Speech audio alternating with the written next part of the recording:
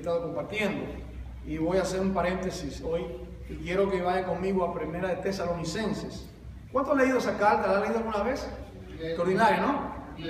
Extraordinaria carta, hermano. Primera de Tesalonicenses, una carta extraordinaria. Espero que todo el mundo tenga Biblia. Aquí se usa la Biblia, hermano. Tenga su Biblia, ¿verdad? Esto es palabra de Dios, palabra de Dios. ¡Qué maravilla! Un libro, todo, 1189 capítulos, 66 libros, 40 escritores inspirados por el Espíritu Santo en un periodo de 1400 años. La Biblia, por ella murió Esteban, Pablo, todo, hermano. La Biblia, la palabra, el privilegio de leer. Miles que no saben leer y que no tienen Biblia. Aprecia a Dios, aprecia su palabra. Bendito sea el Señor. Yo quiero ver con ustedes, vamos a leer comenzando en el capítulo 1 y esto va a ser un mensaje expositivo, ¿verdad? Un mensaje expositivo es cuando se toman los pasajes y se explica parte por parte y nosotros aplicamos Primera Tesalonicenses. Primera, comienza así esta carta. Pablo, Silvano, ese es Sila, ese es otro nombre para él, y Timoteo, a la iglesia de los tesalonicenses, en Dios Padre y en el Señor Jesucristo, gracia y paz sean a vosotros, de nuestro Dios Padre y del Señor Jesucristo. Primero, si usted quiere conocer el trasfondo, cómo comenzó la iglesia, usted va a Hechos capítulo 17 y en uno de los viajes misioneros el apóstol Pablo establece y comienza la iglesia plantando esta iglesia llamada la iglesia de Tesalonicenses.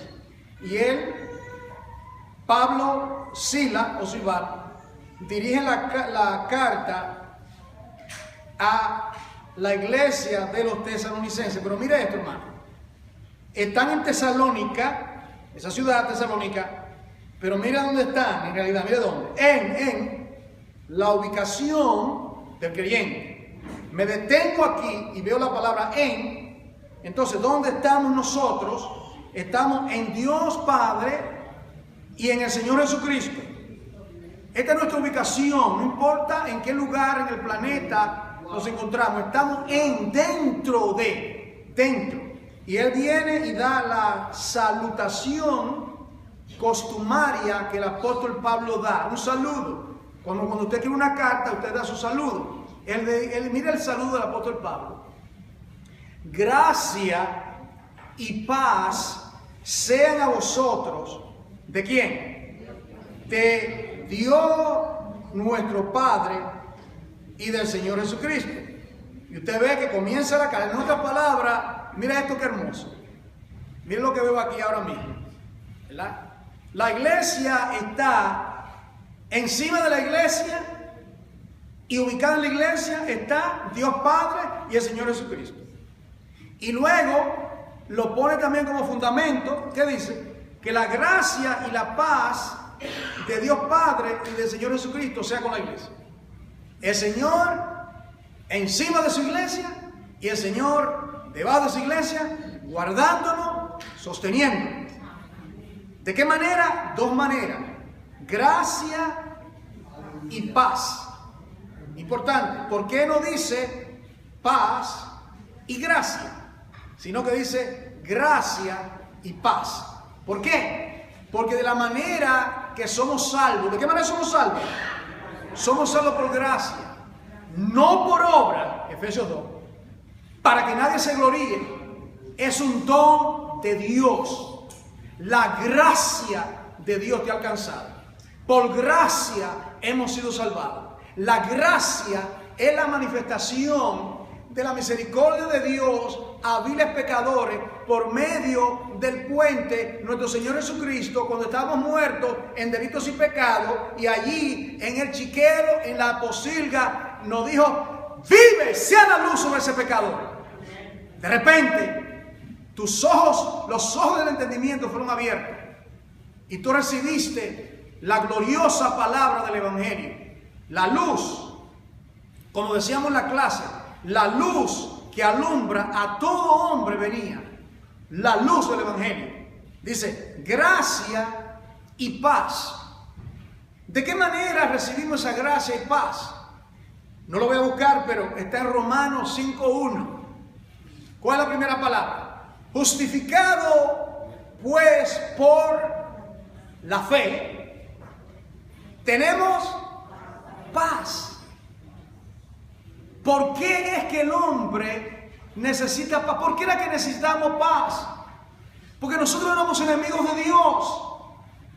Todos los casi 6 billones de habitantes que ahora mismo están en el planeta Tierra, todos los habitantes necesitan paz con Dios y la paz de Dios que sobrepasa todo entendimiento.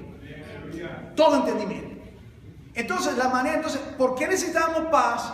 Porque todos habíamos pecado en Adán.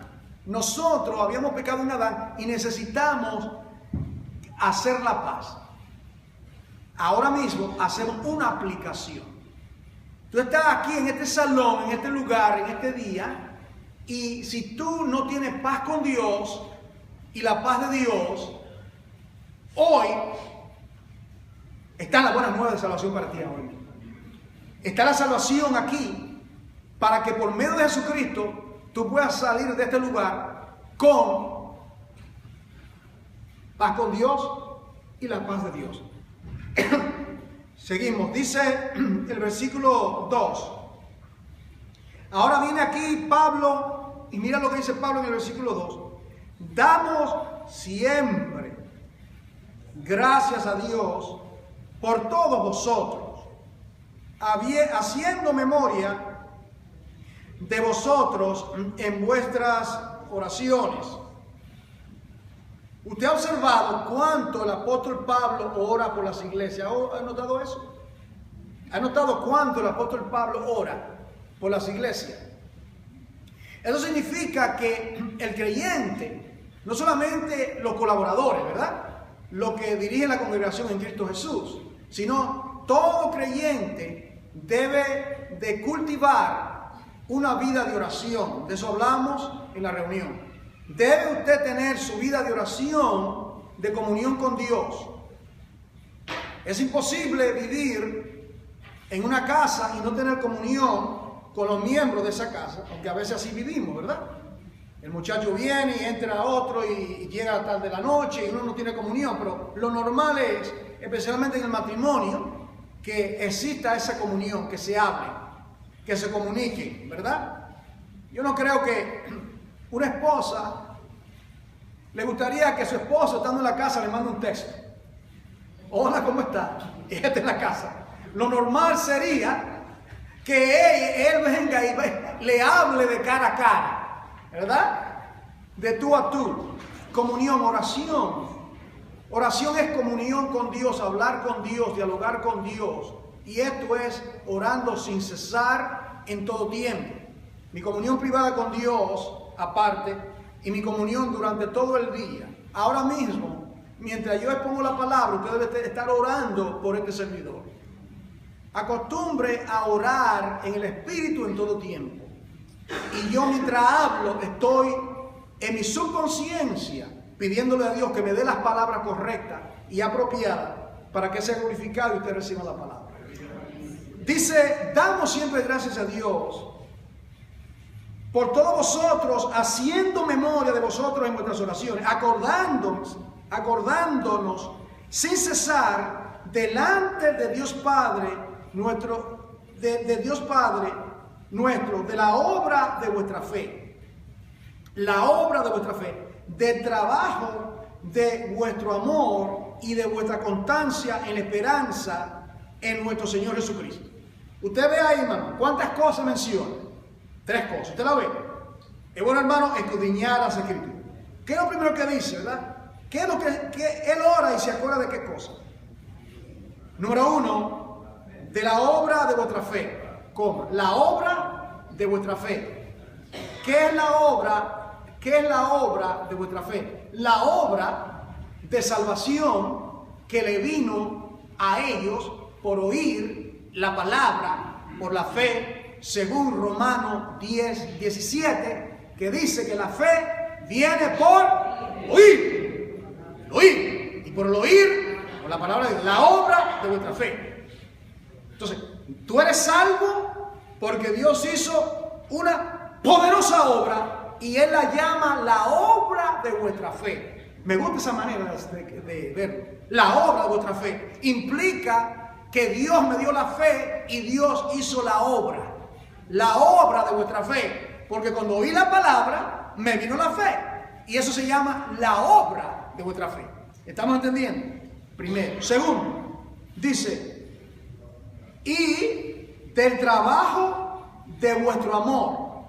En otras palabras, viene ahora, Dios ha obrado en la vida del creyente y ahora vienen las buenas obras. ¿Me entienden? Las buenas obras. Por ejemplo, hoy reunirnos es una buena obra. Cada día que usted se reúna, que se congrega en la iglesia es una buena obra. Llamado para buenas obras. Orar junto como hermano es una buena obra. Llamar a un hermano es una buena obra. Evangelizar es una buena obra. Ahora, nosotros no somos salvos por obras. Estamos claros, ¿verdad? Somos salvos para buenas obras.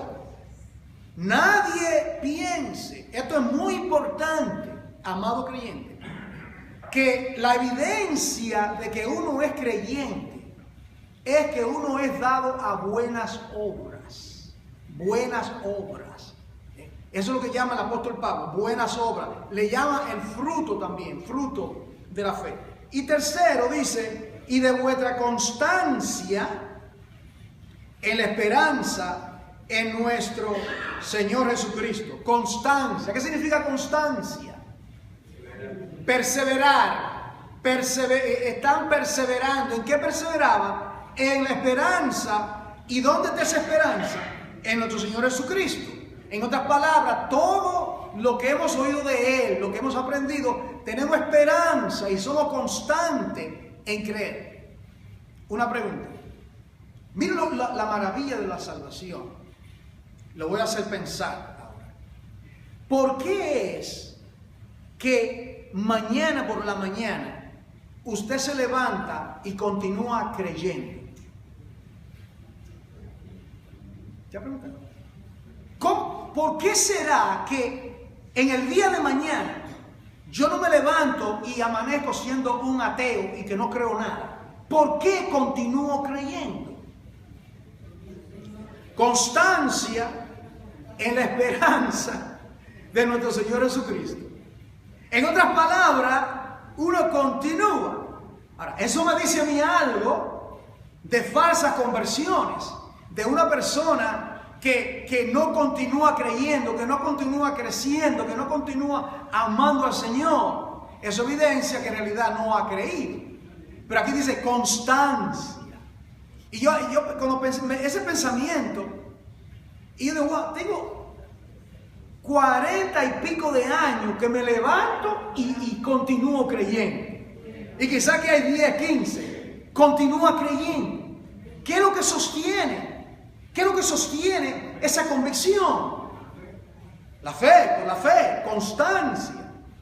Ahora, versículo 4. Porque conocemos, hermanos amados de Dios, vuestra elección. Mire esto. Pues nuestro evangelio no llegó a vosotros en palabras solamente. Un detente acá. En otras palabras, él dice, nosotros, dice Pablo, nosotros que fuimos los portadores que le predicamos a ustedes, tesalonicenses, hizo para nosotros. Nosotros conocemos vuestra elección. En otras palabras, ¿de qué manera ustedes fueron escogidos por Dios? Porque primeramente Dios los escogió a ellos. ¿Entiende el orden? Es importante que el orden no sea alterado, ¿verdad? En torno a la elección, el tema de la elección. El hombre no escogió a Dios. ¿Usted escogió a Dios? Dios, ¿qué dice la palabra? Que aún estando muertos en delitos y pecados, Él vino y nos sacó. Él nos sacó. Usted estaba pensando en Dios, usted dijo, un día dijo, ¿sabe algo? Hoy es el día, hoy me va a venir la fe. Soy un muerto en el pecado, voy a resucitar entre los muertos. Soy como Lázaro, estoy en la tumba de mi pecado y este día me voy a desatar mis ligaduras y me voy a convertir a Dios. Me va a venir. Y no es así. Dios, como dice Jonás 2:9, la salvation is of the Lord. La salvación es de Jehová. Entonces, en lo que tiene que ver con la elección, vosotros no me elegisteis a mí. ¿Quién dijo eso? Sino que yo os elegí a vosotros y os he puesto para que lleve fruto. Eso dijo Cristo a quién? A sus discípulos. Nosotros no escogimos el hombre, no hay ninguno, no hay quien busque a Dios. Somos podedumbre de la cabeza hasta los pies, podedumbre llaga. Nosotros estamos destituidos de la gloria de Dios. Se necesita la conversión, es un milagro. El hecho de que yo sea salvo, el hecho de que yo tenga 40 y pico de años perseverando en Dios, es un milagro más grande, hermano. Es el milagro, el mismo milagro que el mismo poder, el dunamis, la dinamita que Dios usó para decir que haya lumbrera en el firmamento, y fue así. Y dijo Dios, sea la luz, y fue la luz. Ese mismo poder Dios lo ejerció para sacarte a ti de tu pecado, de tu muerte, del chiquero, de la maldad, de tal manera que me gusta como llaman los puritanos, esos hombres que vinieron de Inglaterra, de otras partes, y llegaron a esta área de Connecticut, de New England, esta parte de los Estados Unidos, y ellos llegaron del siglo XV y XVI, y ellos llegaron porque querían traer el evangelio. Ellos reconocían la necesidad del evangelio. Y de la única manera que ellos podían traer salvación a esos pueblos, a los indios que vivían en ese tiempo, la colonia de los indios, ellos vinieron. Es más, yo miré un logos de esa época, y miren qué interesante, cuando ellos llegaron, estos misioneros puritanos, el logo tenía a un indio, y de la boca decía, pasa a Macedonia y ayúdanos. ¿Usted sabe de dónde viene eso, verdad? ¿De dónde viene? En otras palabras, ven, que venga a Macedonia, que venga acá y ayúdenos, que venga el evangelio. Y ahí en medio de todos ellos, Dios tenía a sus elegidos, Dios tenía a su pueblo. Entonces, de la misma manera, el evangelio de nuestra elección. Ahora dice Pablo, ¿de qué manera? El evangelio no es una filosofía. El evangelio, dice Pablo, que no viene el evangelio con palabras persuasivas de intelecto humano. Dice que vino con poder. Dice, no llegó a vosotros en palabras solamente, versículo 5, sino también en poder, en el Espíritu Santo y en plena servidumbre. Mire cómo llegó el evangelio. Número 1, no llegó a vosotros en palabras solamente. No llegó en palabras solamente. Segundo, vino en poder, el dunamis de Dios, el poder de Dios, en el Espíritu Santo y en plena certidumbre. En otras palabras, no hay duda que la palabra que le comunico es el evangelio de Dios. ¿Usted tiene alguna duda de que lo que usted ha recibido es el evangelio de Dios? ¿Verdad que no hay ninguna duda?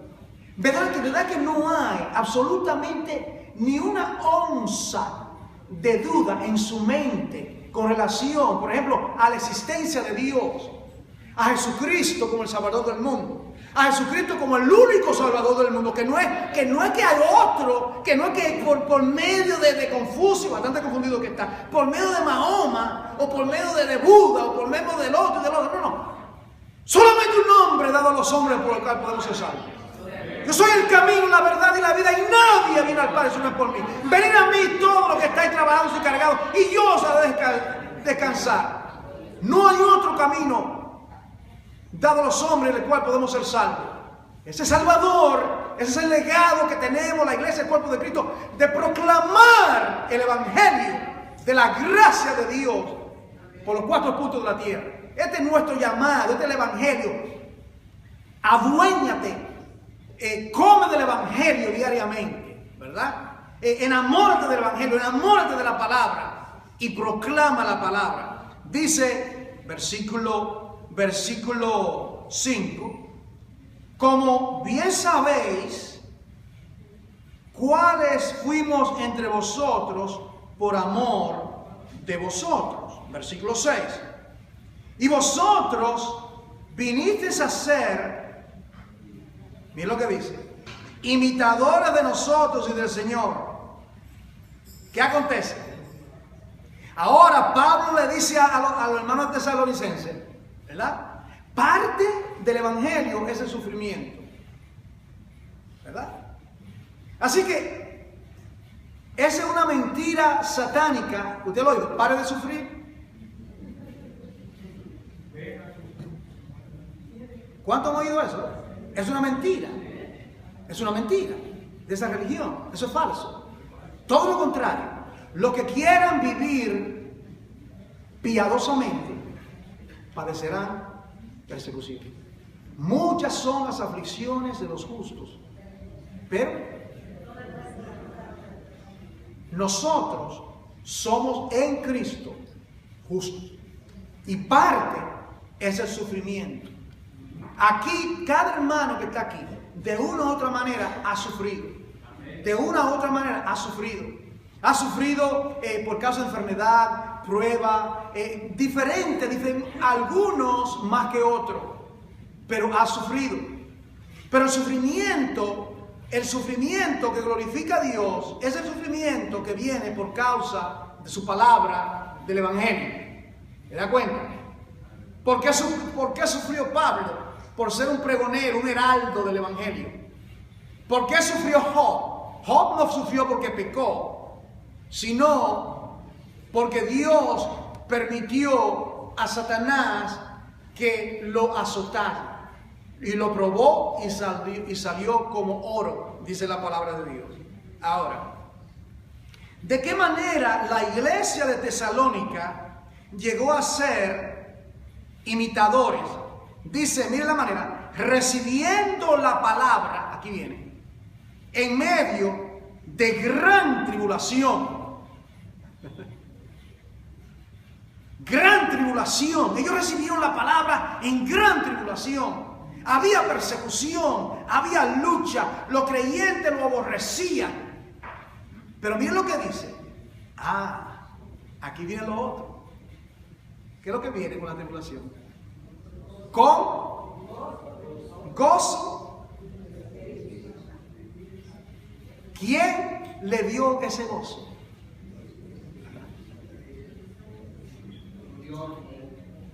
Yo le pregunto a los que tienen, ¿dónde está tu gozo en esa cara de Viernes Santo? ¿Verdad? Para mí es una antítesis, un creyente triste, ¿verdad? Cuando tiene la gloria del cielo, tiene a Jesucristo y tiene el gozo, y Dios promete castigar a aquellos, se lo he compartido a ustedes, que no le sirven con gozo, ¿verdad? Dice, por cuanto no serviste a Jehová con gozo, en Deuteronomio está, un día te predico un mensaje de eso, por cuanto no serviste a Dios con gozo, yo te voy a castigar. En otras palabras, no me sirva con cara larga y con quejadera, sírveme con gozo.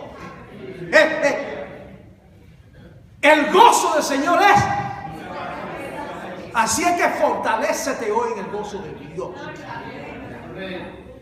Échale mano, bendito de Dios. Y la manera que en mi vida personal, en medio de todo lo que paso, la palabra, constantemente metiéndome en la palabra, leyendo, escudriñando. Y cuando nos reunimos, y cuando oramos, y cuando vemos a los hermanos, me lleno de gozo. ver al hermano, me lleno de gozo, abrazarlo, mi hermano, me imparte gozo. El mero abrazo, saludar a un hermano, porque somos una familia. Entonces dice aquí, versículo 7, gozo del Espíritu Santo. Recuerda lo que dice, ¿verdad? Porque el reino de los cielos no es comida ni bebida. En otras palabras, el reino de los cielos no tiene que ver con cosas materiales. ¿Qué es el reino de los cielos? Gozo, ¿cómo dice? Justicia, gozo, no sé, justicia, gozo y paz en el Espíritu Santo. Entonces, ¿tú tienes el Espíritu Santo? ¿Sí o sí? No digo sí o no, la respuesta es sí. No digo sí o sí. La respuesta es sí. ¿Tiene el Espíritu Santo? Entonces, el Espíritu Santo es la fuente de gozo, de algarabía, no importa lo que está pasando. No estoy hablando de una felicidad efímera, circunstancial. Estoy hablando del gozo del Espíritu Santo que nos lo da en medio de cualquier situación que estemos pasando. Dice, de tal manera que habéis sido ejemplo a todos los de Macedonia y de Acaya que han creído. Ahora viene aquí algo muy importante. Ahora viene algo muy importante acá. ¿De qué manera la iglesia de Tesalónica fue ejemplo a los que han creído? Mire de qué manera. Versículo 8. ¿Por qué? Porque la iglesia de Tesalónica se convirtió en una iglesia evangelística misionera. Este es el punto. ¿De qué manera? Y eso Dios quiere que la iglesia del cuerpo de Cristo seamos una iglesia evangelística misionera.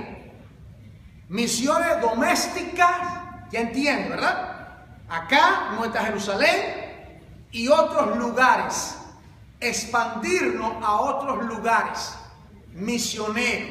Aquí tenemos 14 nacionalidades, ¿verdad? Y usted sueña con que los suyos en su país, en México, en Puerto Rico, en Santo Domingo, en Honduras, en Argentina, en Cuba, en Chile, en Ecuador, en Guatemala, en todos los países, en los países que estamos acá, añoramos que la palabra de Dios llegue a esos lugares, ¿verdad? Y una manera es nosotros siendo misioneros también cuando llegamos a esos lugares, plantar esa semilla de la palabra, y esa palabra puede germinar y Dios puede establecer una congregación.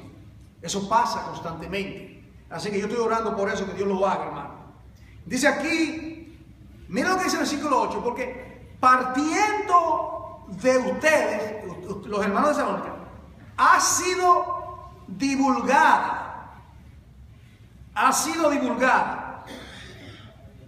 la palabra del Señor.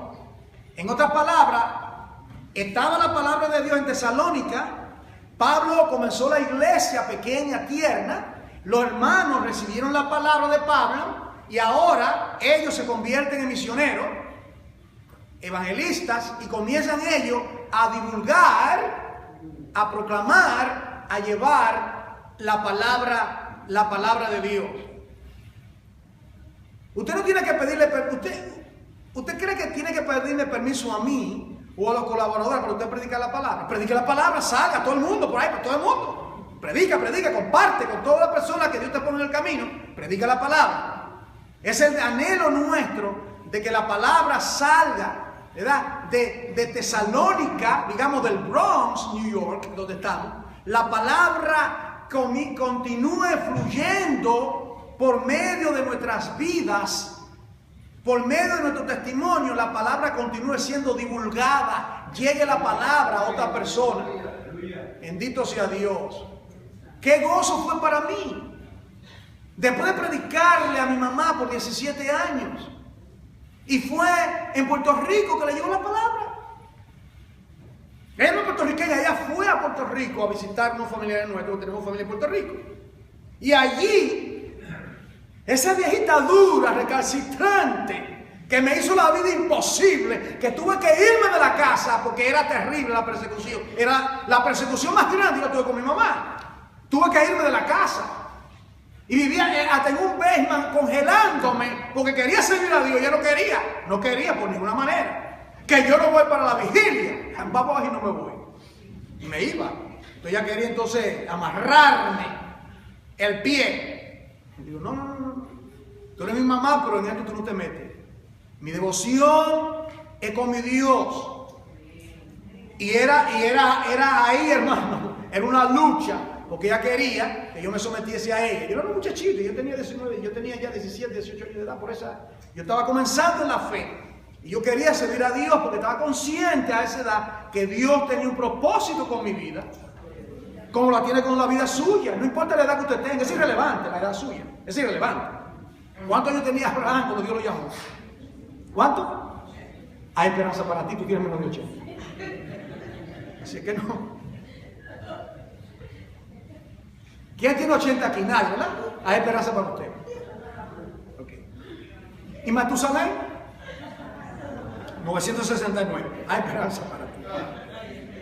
Okay. Ahora, la palabra fluye, sale de medio de la iglesia. Esto es bíblico. La palabra de Dios. En otras palabras, lo que Dios nos ha dado, y creo que Dios nos ha dado bastante, la palabra. Una palabra no adulterada, una palabra santa. Somos celosos con sana doctrina. Eso que tú has recibido, aunque no te para comunicarlo, quizá como yo lo pueda comunicar, como es irrelevante. La manera que Dios te pone. Tiene un encuentro, el árbol de la vida viene a ti. He aquí un hombre que me ha dicho todo lo que he hecho. Ese fue el mensaje. Y con ese mensaje, ¿qué aconteció? Un montón de samaritanos vinieron, ellos se acercaron. Es más, los samaritanos le pidieron a Jesús y él se quedó 2 días ahí con ellos. Y él dijo, mira, están blancos para la siega. En otras palabras, ya sembró. Esa mujer de Samaria, una mujer, fue a ese lugar y sembró la palabra. Así es. Lidia, la vendedora de púrpura. La iglesia de Tesalónica, comenzó 3 conversiones. Lidia, la vendedora de púrpura, el carcelero de Filipo y la muchacha pitonisa endemoniada que Cristo libertó. Ahí comenzó la iglesia, el contexto, la iglesia de Tesalónica. Mira la gente, Lidia, una muchacha endemoniada y un preso.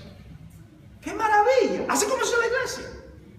Y con esos hermanos, ellos ahora reciben la palabra de Pablo y ahora ellos proclaman y salen a predicar. Eso es lo que queremos aquí. Que cada hermano se equipe, reciba la palabra, sea el martes que la reciba, el miércoles, el viernes, el día que sea, y que usted tome esa palabra y comparta ese pan que Dios le ha dado. Versículo 8 dice, sino, al final, que también en todo lugar vuestra fe en Dios se ha extendido. Esto es lo que me maravilla ahora aquí, lo que dice. ¿Sabe algo, tesalonicenses? Yo no tengo ni que predicar, porque ustedes lo están leyendo. De modo que nosotros no tenemos necesidad de hablar nada. En otras palabras, ustedes están tan llenos de la palabra. Yo quisiera decir eso en la iglesia. Yo no tengo ni que decir nada. Vamos a predicar y yo estoy ahí con ustedes o lo otro, pero yo no tengo ni que abrir la boca porque están tan llenos de la palabra que les sale hasta por los poros la palabra. ¿Verdad? Y como decía Carlos Spurgeon, que debemos sumergirnos en la palabra y cuando nos pinchan, biblina salga de nuestra vena. Biblina, hablando de la Biblia. Tan saturado de la palabra de Cristo que la Biblia salga por todas partes. Ahora, miren lo que dice el versículo 9. Porque ellos mismos cuentan de vosotros el testimonio. Ahora viene aquí el testimonio que tenían los demás de la iglesia de Tesalónica. El testimonio de una iglesia. Viene acá, testimonio. ¿Qué dirían los demás de esta congregación? ¿Qué dirían los demás? Otras personas, otras congregaciones, ¿verdad? Creo que tenemos testimonio. No somos perfectos como ninguna iglesia perfecta. Pero un testimonio. Pero nuestro testimonio tiene que estar más poderoso, más claro, más visión, más pasión por Dios. No podemos estar conformes. Tenemos que crecer. Dice, porque ellos mismos cuentan de vosotros la manera en que nos recibisteis y cómo. Aquí viene ahora, mire esto, hermano. ¿Qué clase de personas eran los hermanos de Tesalónica? Yo quiero decirle esto para que usted tenga confianza en el poder del Evangelio para cambiar, para transformar. Yo le digo, yo no pensaba, yo lo voy a decir sinceramente. Llegó un momento que yo estaba incrédulo con mi mamá. Usted la pasa por eso. A veces uno dice, ay, Dios mío. Y a veces uno se siente como se desanima tantas veces que está hablando. Y esta viejita no se convierte, pero qué duro esa vieja. Yo decía eso. Y a mí me daba coraje, hermano. Le predicaba yo, le predicó el pastor. Vinieron los hermanos a predicar. Mi prima le predicó, la tía le predicó. Bendito sea Dios, ¿cuándo será que se va a convertir? Y con Santa María y la Virgencita de la Altagracia. Los mexicanos la Virgencita de la Altagracia. En cada país tienen su Virgencita, ¿verdad? Y yo creía, y con toda esa idolatría. Pero como dice Pablo, cuando Dios dice, hasta aquí llegaste, hasta aquí va a estar tu resistencia. Y dijo Dios, sea la luz sobre ese corazón de piedra, sea la luz sobre esa persona que no quiere, sea la luz sobre ese joven, sobre esa mujer, sobre esa anciana, sea la luz. Y Dios quebranta las cadenas. Bendito sea Dios. Es el poder del Evangelio, hermano. ¡Qué maravilla! Yo no dejo de maravillarme de que por la palabra suya Dios resucite un muerto. Piense eso, hermano querido. No la palabra de un predicador, olvídese del pastor, olvídese de todo. No, la palabra de un hijo de Dios, un sencillo sierva de Dios. Dios pone su palabra en tu boca y Dios le dice, Lázaro, sal fuera. Y las cadenas son quebrantadas. Y lo que aborrecía ahora lo ama.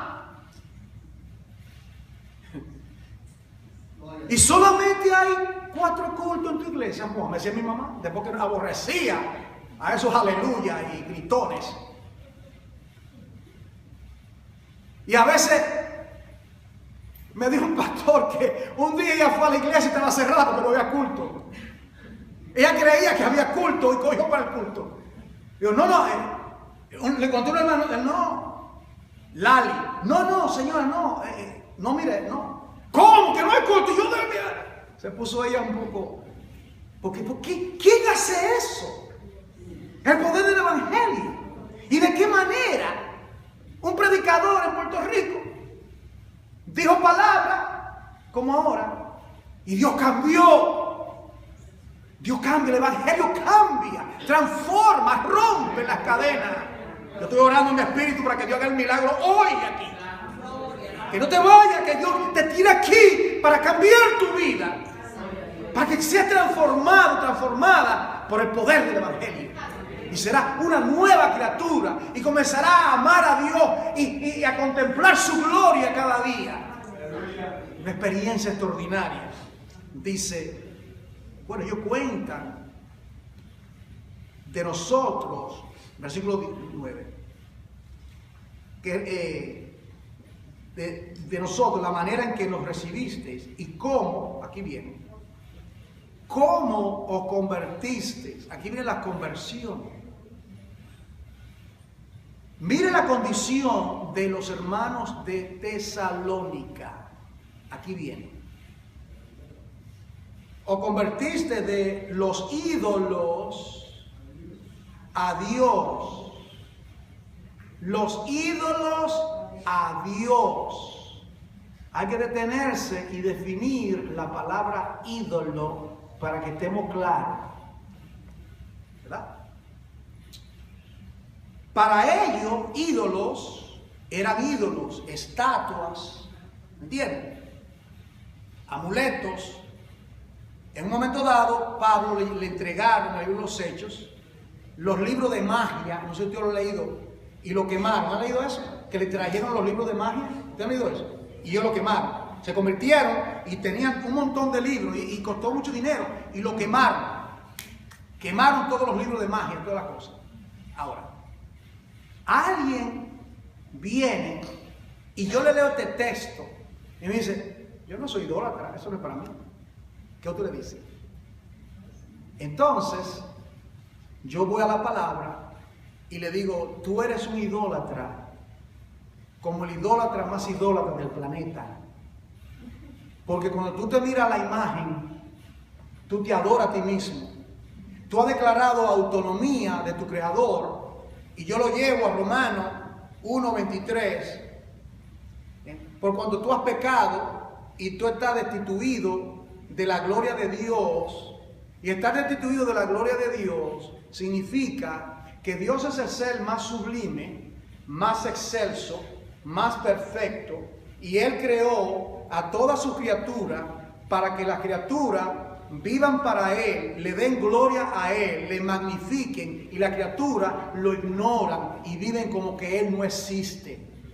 Él es el gran ignorado. El ser más ignorado en el planeta es Dios.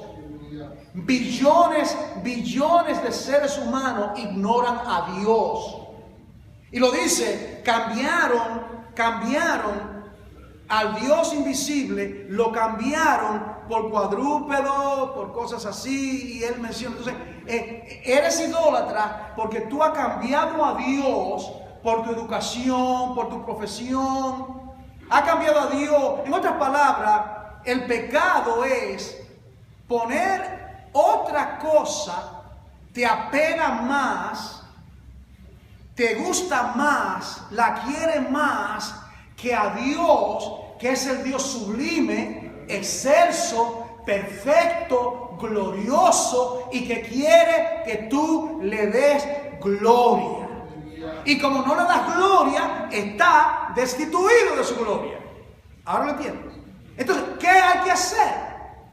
El Evangelio viene, nos confronta con estas verdades. Eso lo pasa a todo el mundo. Y de repente, nosotros teníamos, como el joven rico, la mano así apretada. La riqueza. El joven rico fue así, él no sabía, pero fue así. Y le dijo todo, ¿verdad? El joven rico creía que le estaba dando gloria a Dios, ¿verdad? Aparentemente. Y el Señor lo dice, ¿qué tiene en tu mano? Y el Señor comienza a hacer así. Y él apretando la mano. Suelta, yo sé lo que hay ahí. Y él ve y vende todo lo que tiene. ¡No! Eso es lo que hace el ser humano. Agarra lo que tiene. Agarra el pecado. Agarra el adulterio, la maldad, la iniquidad. Lo agarra. Eso es nosotros. Agarramos el pecado. Y al agarrar el pecado, cambiamos el pecado, cambiamos lodo en vez de agua cristalina. Cavamos cisternas rotas que no retienen agua. Comemos arena con lodo en vez de el Dios de gloria. La magnificencia del Señor. Yo estaba pensando los otros días, ¿verdad? Mientras caminaba. Y yo caminaba y miraba la naturaleza.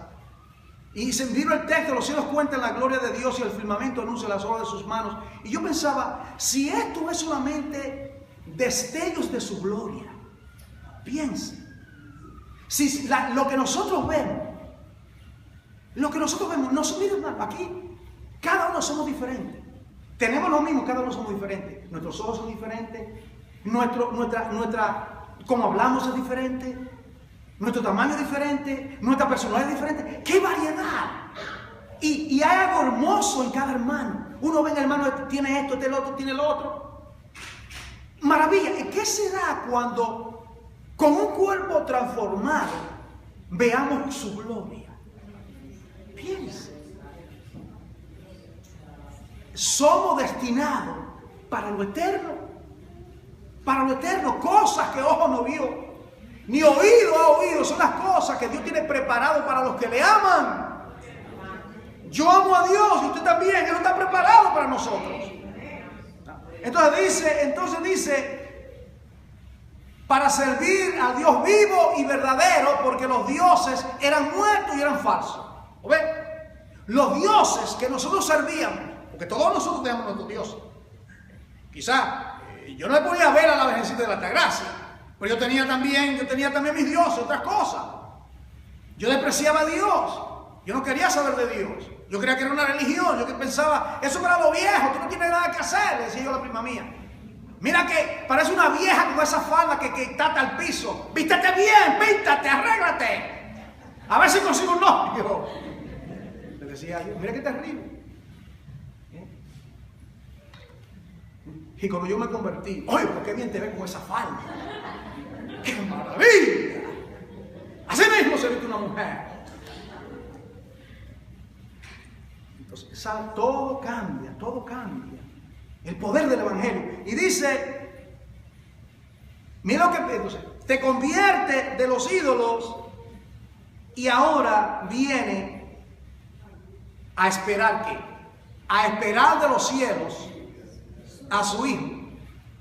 ¿Cuánto está esperando? A esperar de los cielos a su Hijo, con H mayúscula, al cual resucitó entre los muertos. En otra palabra, no te equivoques, resucitó entre los muertos. Él está vivo. El cristianismo no es una religión, pero usando el término religión, no me gusta, pero usando ese término, ninguna religión del mundo puede proclamar que su líder resucitó entre los muertos. Solamente nosotros decimos, proclamamos que Cristo resucitó de entre los muertos. Y porque Él vive, nosotros también viviremos. Esa es la garantía. Yo pienso en mi mamá, cuando yo la vea con ese cuerpo resucitado. Y otros seres queridos míos que han muerto. Usted también, seguramente algunos de ustedes quizás tengan un familiar. Yo tengo unos cuantos, mi hermano, mi mamá, mi papá, mi abuela, algunas tías. Muchas personas muertas en el Señor. Y poder ver y reconocerla. Sí, porque lo vamos a reconocer allá en el reino de los cielos. Pero sobre todo esas cosas, antes de mirarlo a Él, ¿usted sabe qué yo quiero ver, verdad? Y entrará el Rey de Gloria. ¿Quién es este Rey de Gloria? Jehová, el poderoso en batalla. Jehová, el fuerte y el valiente. Él es el Rey de la Gloria. Ese que yo quiero ver, bendito sea Dios. Y yo le digo a Jesús, Señor, yo sé que la vida es larga, pero tengo la eternidad para esperarte y verte y abrazarte. Porque usted va a estar ahí también, ¿verdad? Yo no quiero ver a Pedro ni cuántos quilates tiene la calle de oro. Esa calle, yo quiero... Por favor. Give me a break. ¿Qué quilate? ¿Qué quiere que hay que le oro? Quíteme esa canción del repertorio. Háblame de Cristo Jesús. Del Rey de Gloria. Que su rostro resplandece como el sol con toda su fuerza. Quiero postrarme.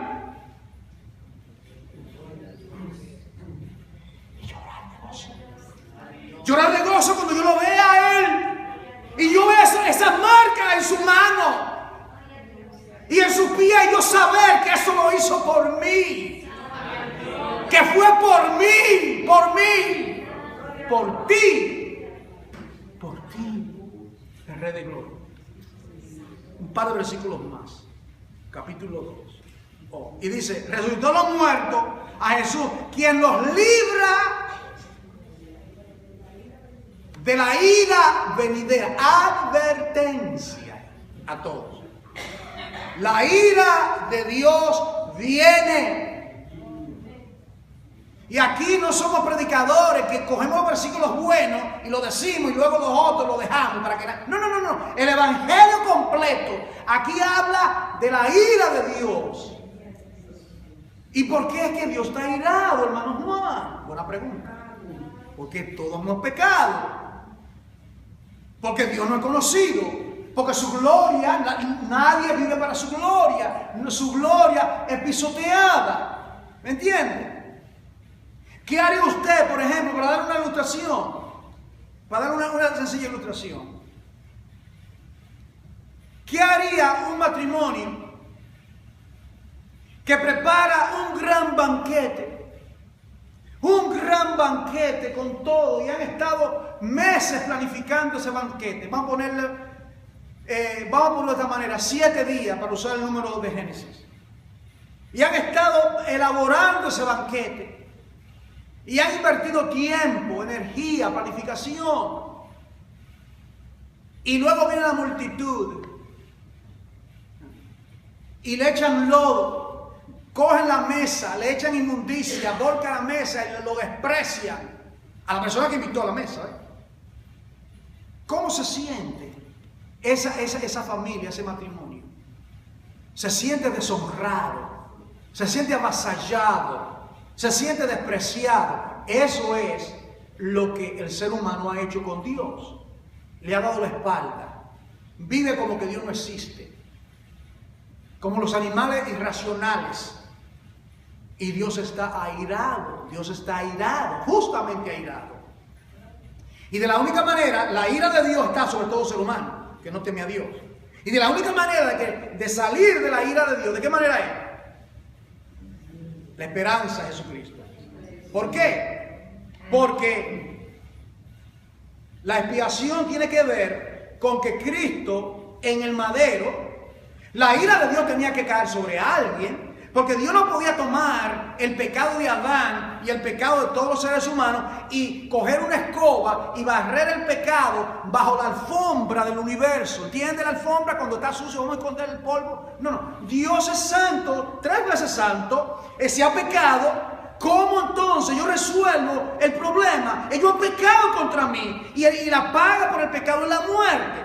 Entonces Dios, en su infinita sabiduría, diseñó un plan de tal manera que su justicia es satisfecha y el hombre recibe perdón. ¿De qué manera? Su Hijo amado.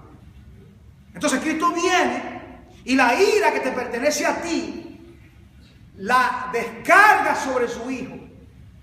Y a la misma vez que descarga su ira, te justifica, te pone su justicia. Entonces, la justicia que no tengo, me la da Cristo.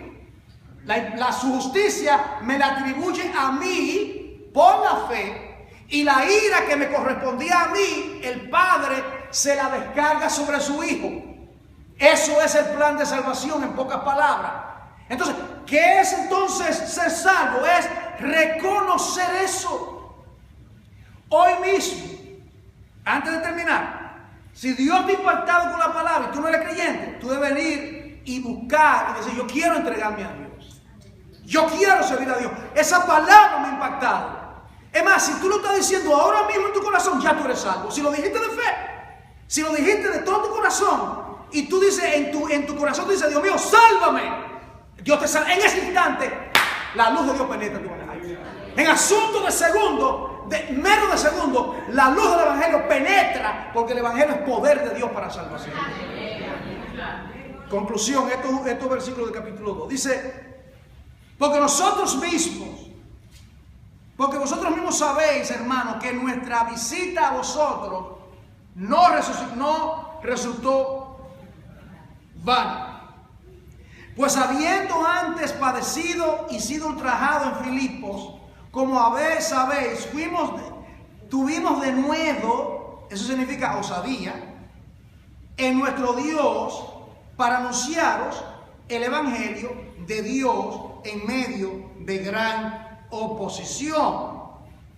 Entonces, cuando se predica el evangelio, muchas ocasiones hay oposición, se oponen.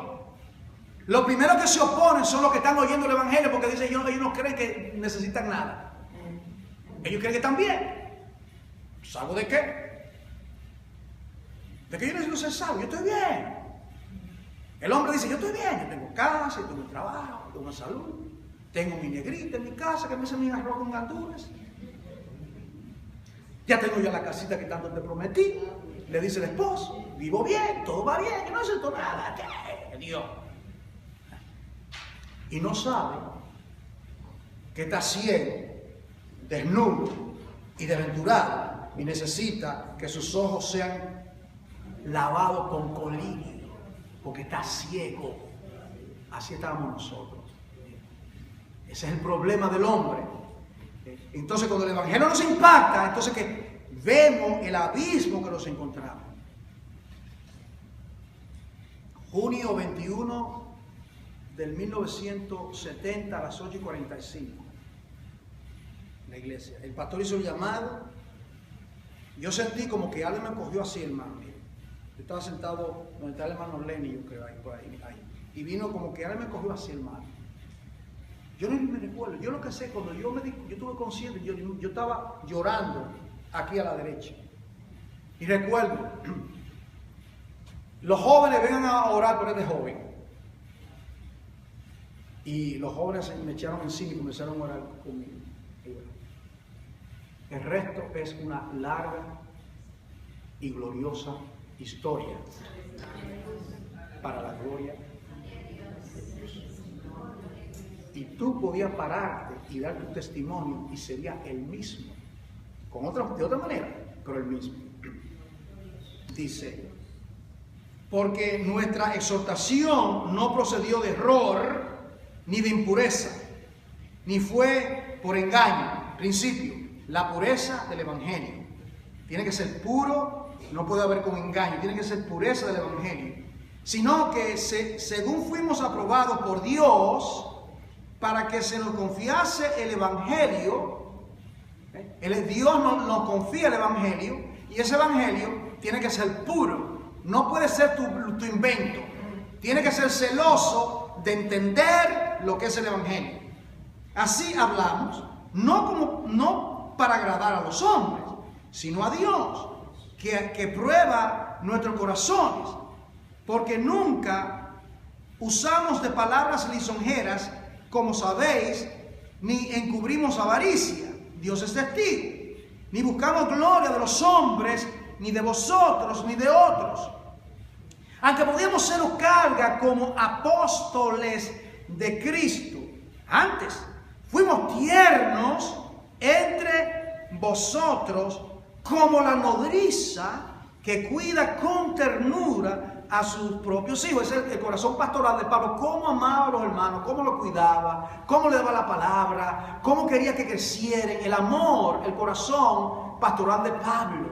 Eso que está aquí, él está hablando de esto. Dice, mira lo que dice el versículo 8. Tan grande es nuestro afecto. Ahí lo ve, amor, afecto. Por vosotros, que hubiéramos querido entregar no solo el Evangelio de Dios, sino también nuestras propias vidas, porque habéis llegado a ser muy queridos. Es el amor de Dios, el amor que Dios pone en el corazón de los siervos hacia los hermanos. Porque os acordéis, hermanos, de vuestro trabajo, de vuestro trabajo y fatiga, como trabajando de noche y día para no ser gravosos a ninguno de vosotros, os predicamos el Evangelio de Dios. Vosotros sois testigos, y Dios también, de cuán santa, justa e irreprensiblemente nos comportamos con vosotros los creyentes.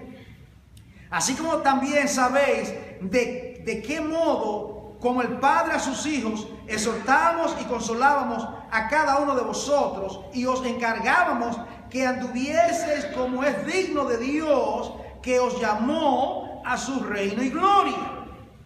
Aquí hablo de la conducta. Tenemos que andar como digno de Dios. Nuestra conducta, nuestra manera de ser, no solamente acá, porque en la iglesia todo el mundo es santo, sino en todo lugar, en cada parte que nos encontremos, ¿verdad?